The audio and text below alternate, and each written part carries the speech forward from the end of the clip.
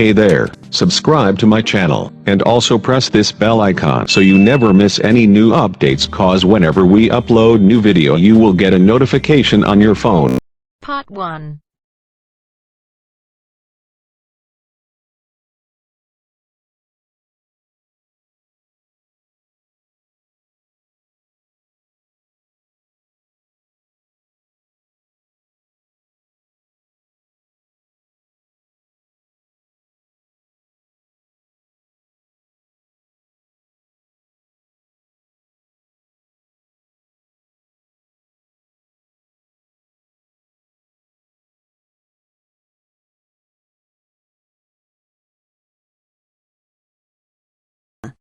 First, you have some time to look at questions 1 to 6.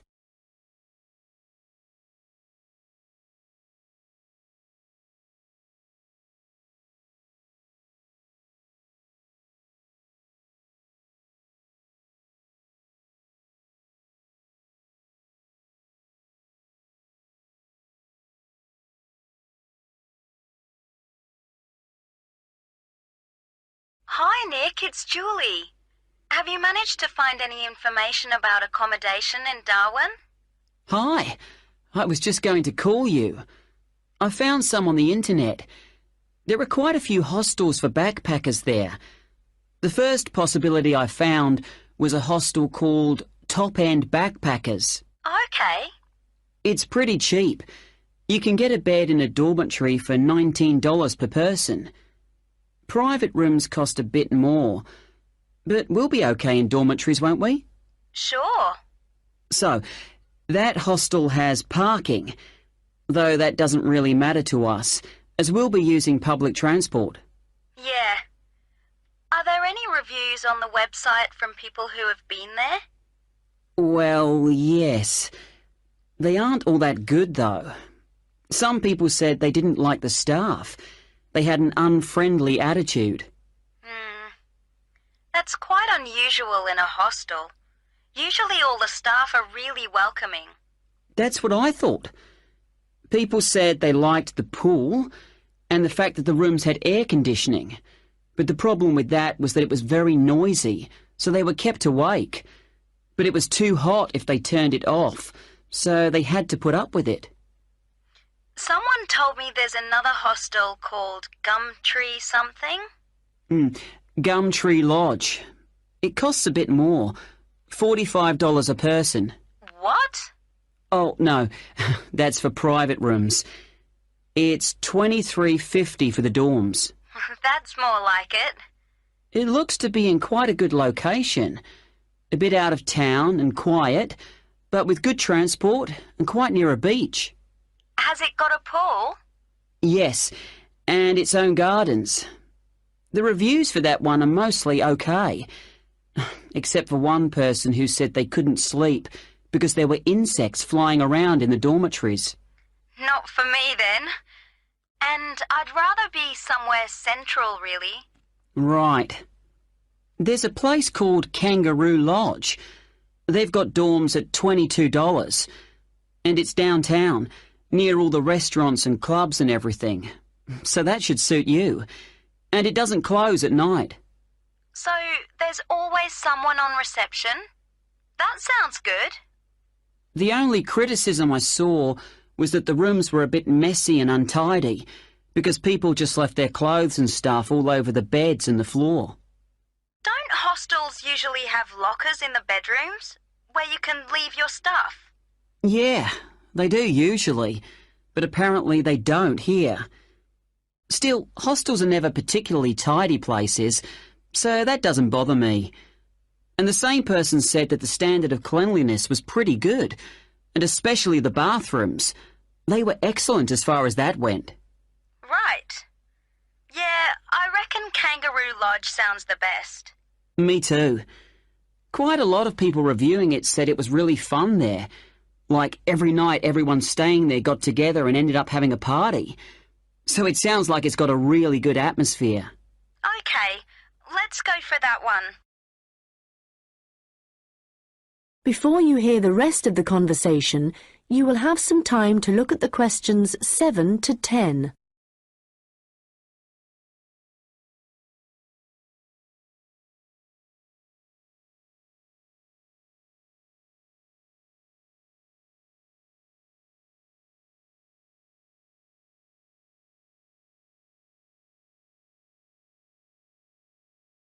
Now listen and answer questions 7 to 10.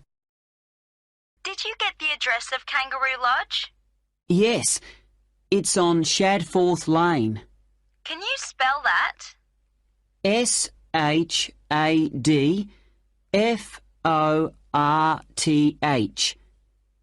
It's near the transit centre, where the intercity buses and the airport buses drop you off. Cool. I'm really looking forward to this. I've never stayed in a hostel before. Do they provide bed linen, sheets and things? Yeah. And you can usually either bring your own towel or hire one there, but they don't usually provide those for free. Okay. And what happens about meals? Well, you don't have to pay extra for breakfast.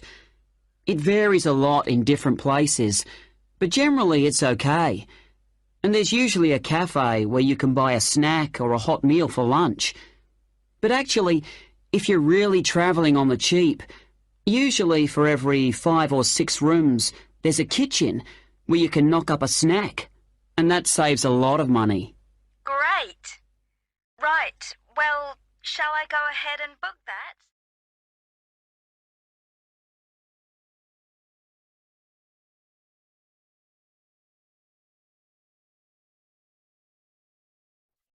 That is the end of part 1. You now have half a minute to check your answers.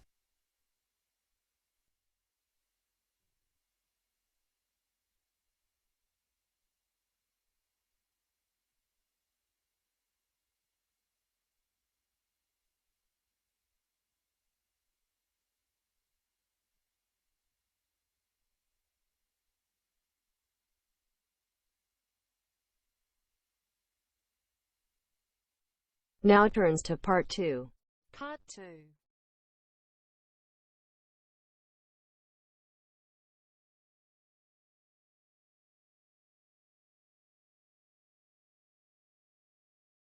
You will hear a guide at an outdoor sculpture park talking to a group of visitors.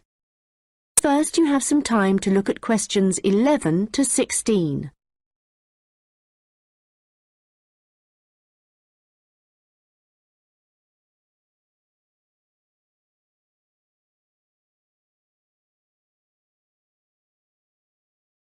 Hello everyone and welcome to the Anglia Sculpture Park.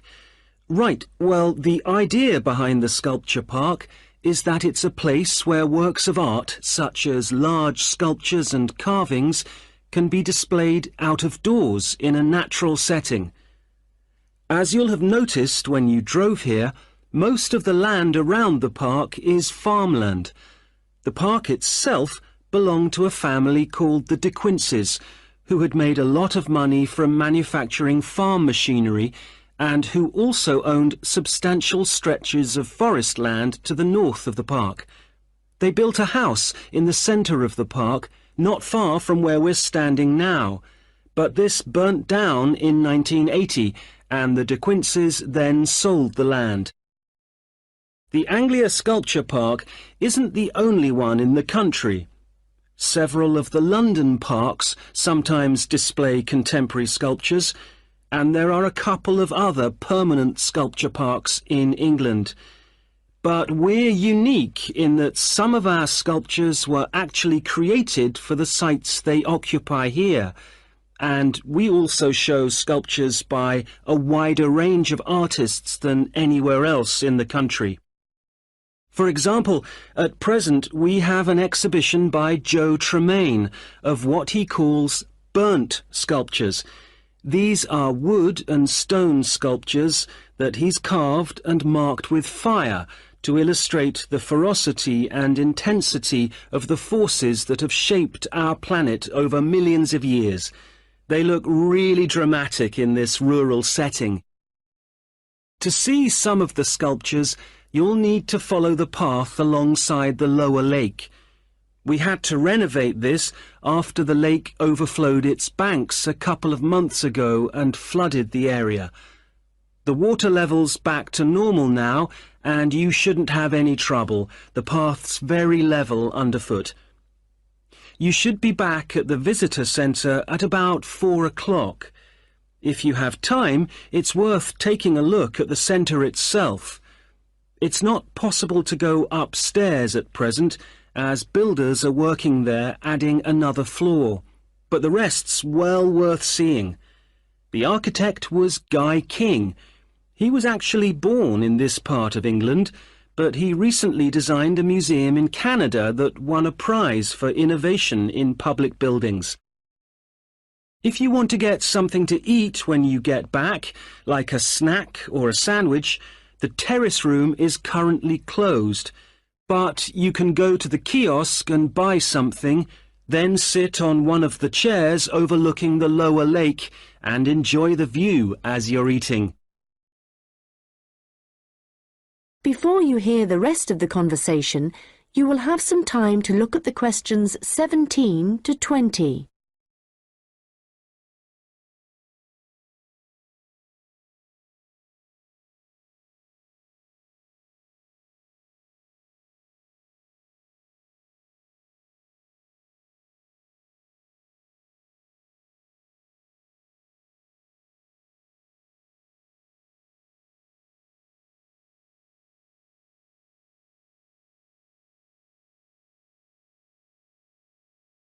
Now listen and answer questions 17 to 20. Now, let me just tell you a bit about what you can see in the sculpture park. If you look at your map, you'll see the visitor centre, where we are now, at the bottom, just by the entrance. Since we only have an hour, you might not be able to get right around the park, but you can choose to visit some of the highlights. You might like to take a look at the Joe Tremaine sculptures, which are displayed on this side of the upper lake, just behind the education centre and near the bridge. They're really impressive, but please remember not to let your children climb on them. One of our most popular exhibitions is the Giorgio Catalucci bird sculptures. They're just across the bridge on the north side of the lower lake. I love the way they're scattered around in the long grass beside the lake, looking as if they're just about to take to their wings. You could also go to the garden gallery. It's on this side of the upper lake. From the visitor centre, you go to the education centre, then keep on along the path and you'll see it on your right. There's an exhibition of animal carvings there which is well worth a look. We also have the Longhouse. That's quite a walk. From here, you go to the bridge and then turn left on the other side. Soon you'll see a winding pathway going up towards the northern boundary of the park. Go up there and you'll find it at the top. They have some abstract metal sculptures that are well worth seeing if you have time. OK, well, now, if you...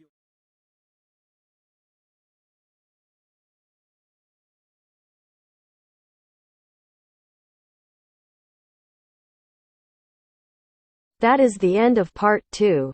You now have half a minute to check your answers.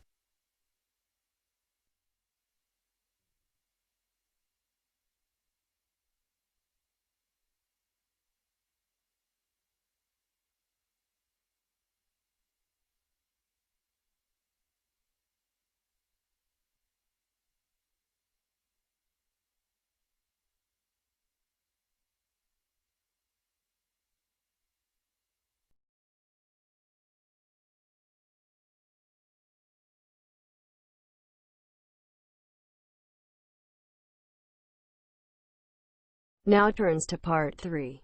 Part 3.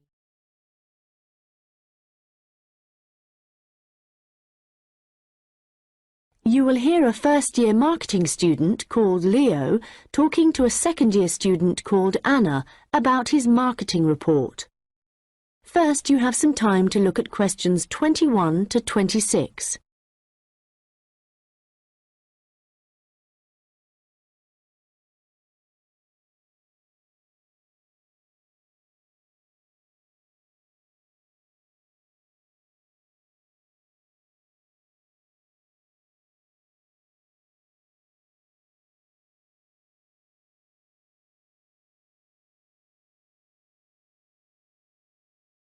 Anna, I wanted to ask you about my marketing report. I'm not sure about it. That's okay, Leo. So what do you have to do?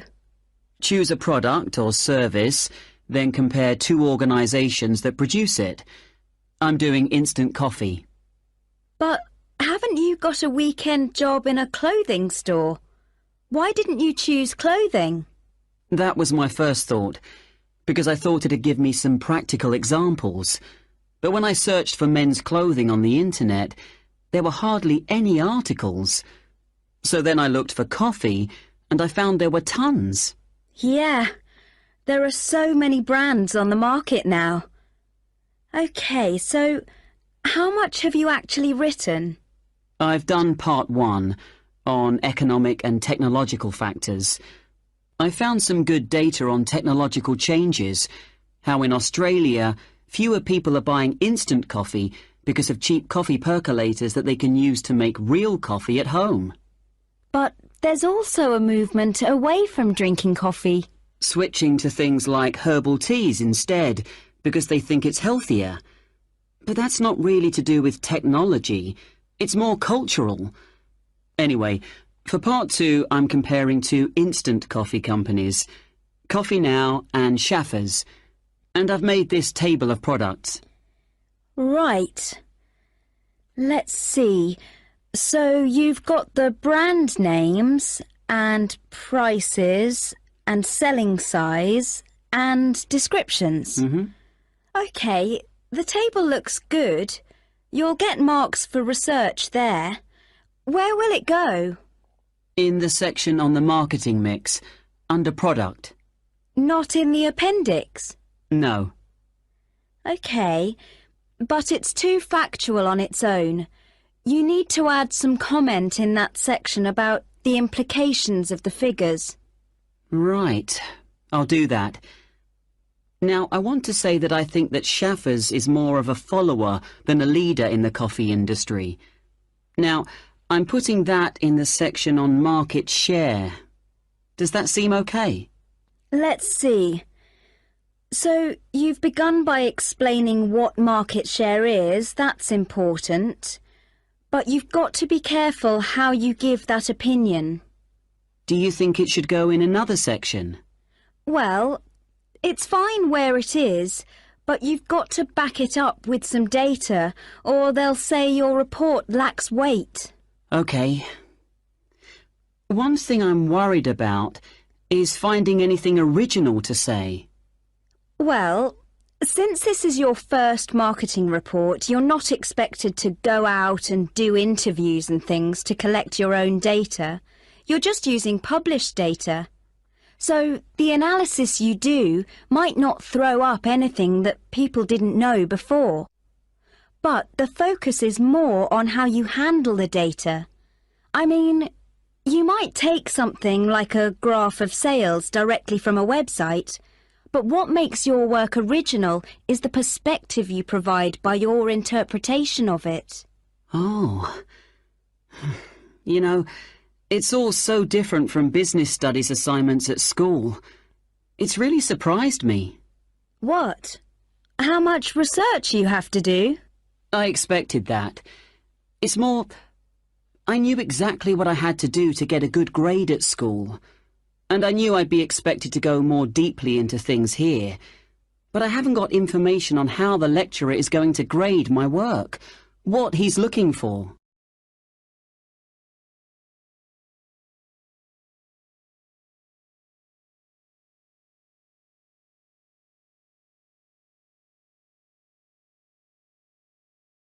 Now listen and answer questions 27 to 30.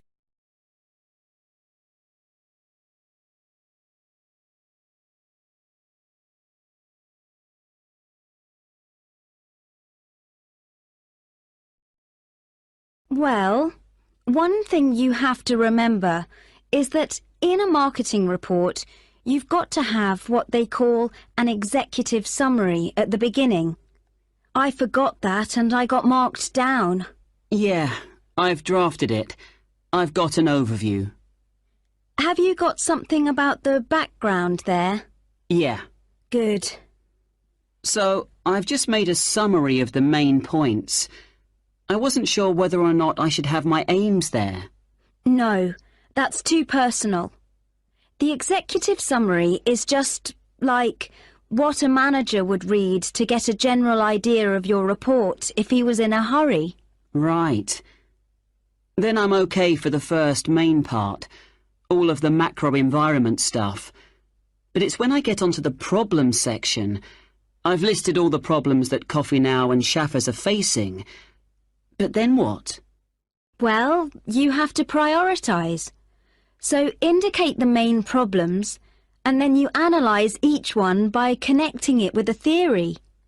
That's where your reading comes in. Okay. Have you done your implementation section yet? I've thought about it. So that's where I write about what could be done about the problems. Yes. And it's got to be practical, so don't forget to specify things like who would be involved, and the cost, and the order that things would be done in. Right. Well, that shouldn't take long. You'd be surprised. Actually, that's the bit that tends to get badly done because people run out of time. That and the conclusion. Oh, any hints for that? Well, it's got to draw out the main points from your report. So it's got to be quite general. You need to avoid introducing new stuff here. It's got to sum up what you've said earlier.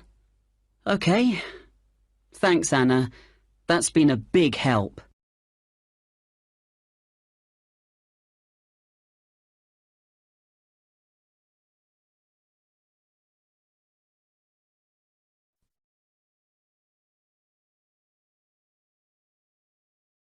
That is the end of part 3. You now have half a minute to check your answers.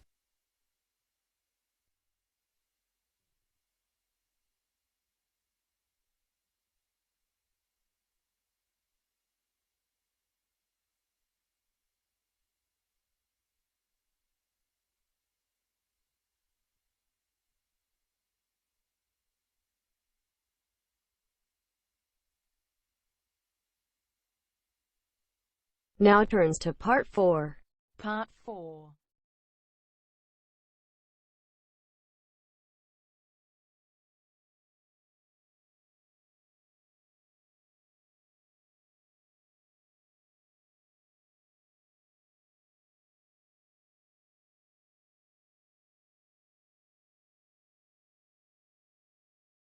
You will hear part of a lecture about the history of fireworks in Europe. First, you have some time to look at questions 31 to 40.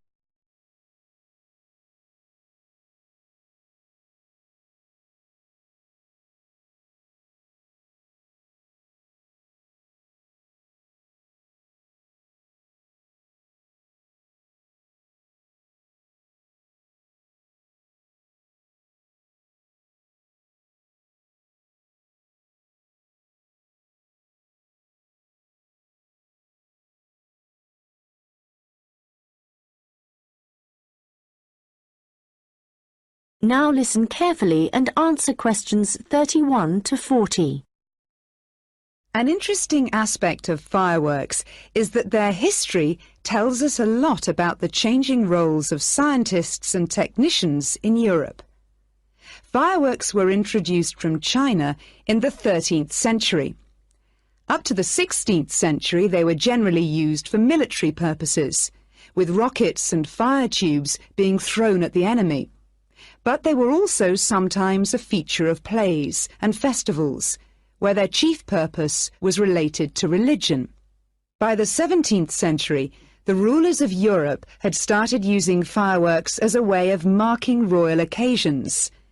Technicians were employed to stage spectacular shows which displayed aspects of nature, with representations of the sun, snow and rain. These shows were designed for the enjoyment of the nobility and to impress ordinary people. But fireworks also aroused the interest of scientists, who started to think of new uses for them. After seeing one firework display where a model of a dragon was propelled along a rope by rockets, scientists thought that in a similar way, humans might be able to achieve flight, a dream of many scientists at the time. Other scientists, such as the chemist Robert Boyle, noticed how in displays one firework might actually light another, and it occurred to him that fireworks might provide an effective way of demonstrating how stars were formed. Scientists at the time often depended on the royal courts for patronage. But there was considerable variation in the relationships between the courts and scientists in different countries. This was reflected in attitudes towards fireworks and the purposes for which they were used. In London, in the middle of the 17th century, there was general distrust of fireworks among scientists. However, later in the century, scientists and technicians started to look at the practical purposes for which fireworks might be employed, such as using rockets to help sailors establish their position at sea. It was a different story in Russia, where the St. Petersburg Academy of Science played a key role in creating fireworks displays for the court. Here, those in power regarded fireworks as being an important element in the education of the masses, and the displays often included a scientific message. Members of the Academy hoped that this might encourage the royal family to keep the Academy open at a time when many in the government were considering closing it. In Paris, the situation was different again.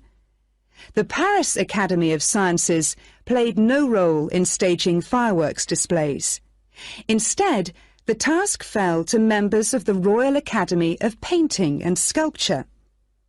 As in Russia, the work of the technicians who created the fireworks was given little attention. Instead, the fireworks and the spectacle they created were all designed to encourage the public to believe in the supreme authority of the king. However, science was also enormously popular among the French nobility, and fashionable society flocked to demonstrations such as Nicolas Lemery's display representing an erupting volcano. The purpose of scientists was basically to offer entertainment to fashionable society, and academicians delighted in amazing audiences with demonstrations of the universal laws of nature.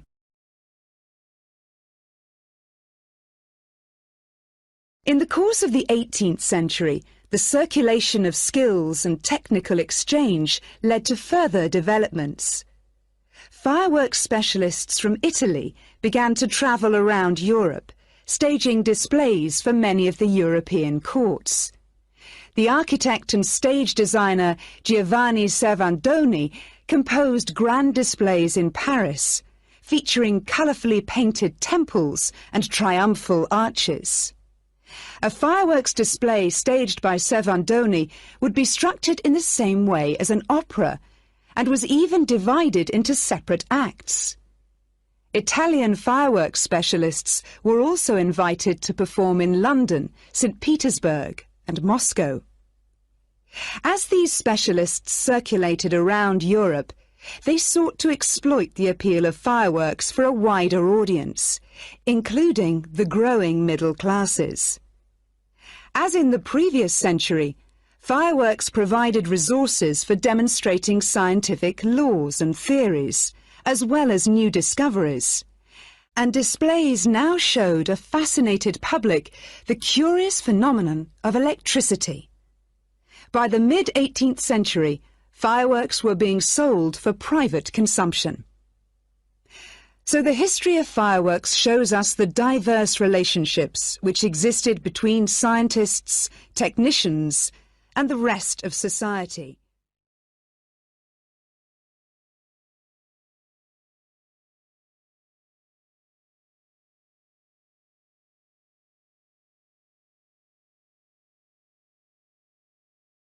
That is the end of part 4.